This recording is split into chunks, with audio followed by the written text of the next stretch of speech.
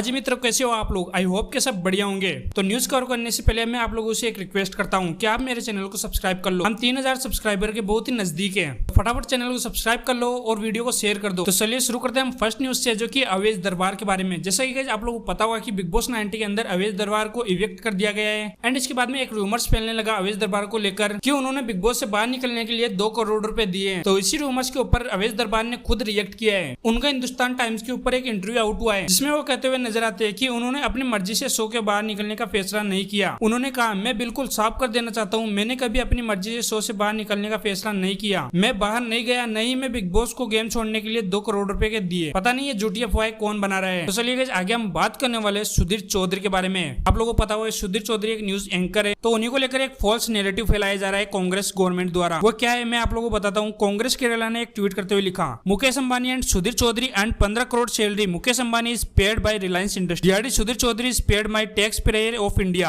Sudhir is the most expensive government employee ever in the history of India. May we ask why?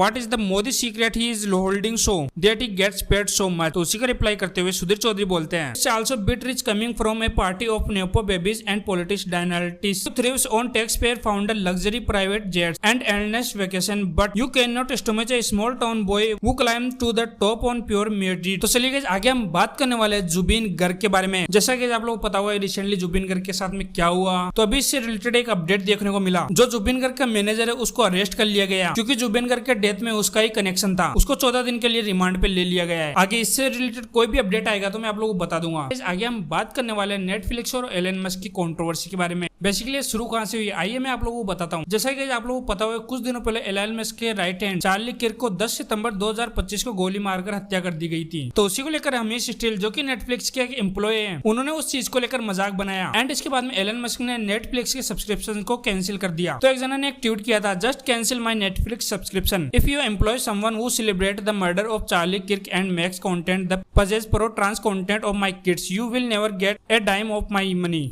It's as simple as that. And नीचे उन्होंने एक screenshot share किया जिसमें उन्होंने Netflix के subscription को cancel करने का रीजन बताया, हमेश स्टिल सेलिब्रेटिंग चार्ली किर्क्स मर्डर। तो उसी को रिट्वीट करते हुए एलन मस्क ने भी एक ट्वीट किया सेम। एंड इसके बाद में काफी सारे ट्वीट देखने को मिले विद स्क्रीनशॉट, जिसमें सभी लोग नेटफ्लिक्स का सब्सक्रिप्शन को कैंसिल करवा रहे हैं। तो चलिए आगे हम बात करने वाले परेश रावल के बारे में। तो गाइस परेश रावल की अपकमिंग मूवी को काफी ज्यादा बैकलेस मिल रहा है। उसका रीजन लोग बता रहे हैं कि उन्होंने ताजमहल के अंदर से लॉर्ड शिवा को निकलते हुए देखा, जिस वजह से लोग काफी ज्यादा बैकलेस देने लगे। परेश रावल ने इसको अपने एक्स अकाउंट पे साझा किया, लेकिन अभी वो उस ट्वीट को डिलीट कर दिए। तो कुछ लोगों ने इसे दुष्प्रचार बताकर खारिज कर दिया तथा ताजमहल से भगवान शिव के निकलने जैसे दृश्यों पर सवाल उठाए गए। लेकिन दूसरी ओर फिल्म के समर्थकों का कहना है कि इसका उद्देश्य इतिहास के उन रहस्यों को उजागर करना है जिन्हें कभी दस्तावेजों में दर्ज नहीं किया। एंड इसी को लेकर ध्रुव राठी ने पहले प्रेडिक्ट कर दिया था। उन्होंने अपने यूट्यूब अकाउंट पे इससे रिलेटेड एक वीडियो अपलोड की थी। एक इंसान का नाम पुरुषोत्तम नागेश ओक, शॉर्ट में कहा जाए तो पीएन ओक। ये वो इंसान थे जिन्होंने पहली बार इस तेजो महालय के क्लेम को उठाया। और इंटरेस्टिंगली ये कोई हिस्टोरियन नहीं थे। इन्हें हिस्ट्री बहुत पसंद थी, हिस्ट्री लिखनी भी बहुत पसंद थी, लेकिन ये हिस्टोरियन नहीं थे क्योंकि अपनी मन मर्जी से हिस्ट्री लिखते थे, रीराइट करते थे हिस्ट्री को। दोस्तों आमतौर पर एक हिस्टोरियन की मेथोडोलॉजी बहुत ही लंबी होती है, बहुत ही टायरिंग होती है।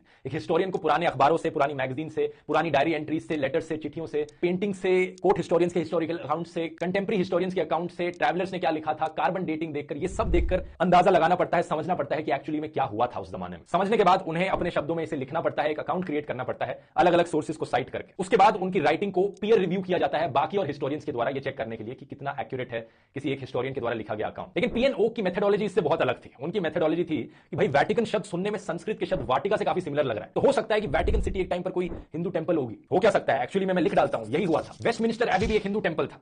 ये मैं मजाक नहीं कर रहा हूं दोस्तों, पीएन ओक ने एक्चुअली में यही सब चीजें लिखी थी अपनी पैम्फलेट्स में। अगर ये चीजें सुनने में थोड़ी अजीबोगरीब लग रही हैं, इससे भी ज्यादा अजीबोगरीब चीजें लिखी थी उन्होंने एक पैम्फलेट लिखा था क्रिश्चियनिटी के ऊपर। उन्होंने कहा था क्रिश्चियनिटी एक्चुअली में क्रिश्चियन नीति है। उनके हिसाब से जीसस एक्चुअली में इंडिया में आए थे जब वो 13 से 30 साल की उम्र के बीच में थे और वो क्रिश्चियन नीति सीख कर गए थे। तो जो पूरा क्रिश्चियनिटी धर्म है वो हिंदुइज्म से इंस्पायर्ड है। इतना ही नहीं, उन्होंने ये भी कहा था कि इस्लाम और जूडाइज्म धर्म भी हिंदुइज्म से ही निकल कर आए। आप पूछोगे कैसे? उन्होंने कहा कि इब्राहिम सुनने में ब्रह्मा जैसा लगता है, इब्राहिम की बीवी सारा सरस्वती होंगी, मोजेस महेश होंगे यानी शिव। इनफैक्ट इनके अकॉर्डिंग पूरी दुनिया पर राज किया जाता था एक एंशिएंट हिंदू एम्पायर के द्वारा। तो ताजमहल के टॉपिक पर वापस आए तो ये पहली बार पीएन ओक ही थे जिन्होंने ताजमहल के ऊपर ये कंस्पिरेसी थ्योरी बनाई। इनकी राय में कोई भी मॉन्यूमेंट बनाया ही नहीं मुगलों ने। पहले तो पीएन ओक का कहना था कि ताजमहल एक एंशिएंट हिंदुइज्म का एक वंडर है जो बहुत पुराने जमाने में बना है, लेकिन फिर हिस्टोरियंस ने कहा कि 4th सेंचुरी से पहले की जो बिल्डिंग्स हैं इंडिया में अगर वो रॉक कट है तो सर्वाइव कर पाई है, लेकिन उसके अलावा कोई बिल्डिंग सर्वाइव ही नहीं कर पाई, तो ये कैसे पॉसिबल हो सकता है? ताजमहल एक्चुअली में 1600s में बना। ये सुनकर ओक ने अपने क्लेम को रिवाइज कर लिया। फिर उन्होंने कहा कि एक्चुअली में इसे साल 1155 में बनाया गया था राजा परमरी देव के द्वारा, उन राजा देव के चीफ मिनिस्टर के द्वारा। जब खुद के घर का इतिहास हो तो 2 मिनट भी नहीं लगते उसे बदलने में। अच्छा, फिर साल 1989 में इन्होंने एक और पैम्फलेट लिखा था जिसका टाइटल था ताजमहल द ट्रू स्टोरी। अपने ही पैम्फलेट के बेसिस पर इन्होंने कोर्ट में एक पीआईएल फाइल करी साल 2000 में, ये कहते हुए कि अब हमें सच जानना पड़ेगा क्या है। इंटरेस्टिंगली इन्होंने कोर्ट में वो बात भी साइट करी थी कि शाहजहां ने राजा जयसिंह की हवेली को एक्वायर किया था। तो एक लाइन इन्होंने एक्चुअल हिस्ट्री से निकाली और बाकी की हिस्ट्री इन्होंने अपने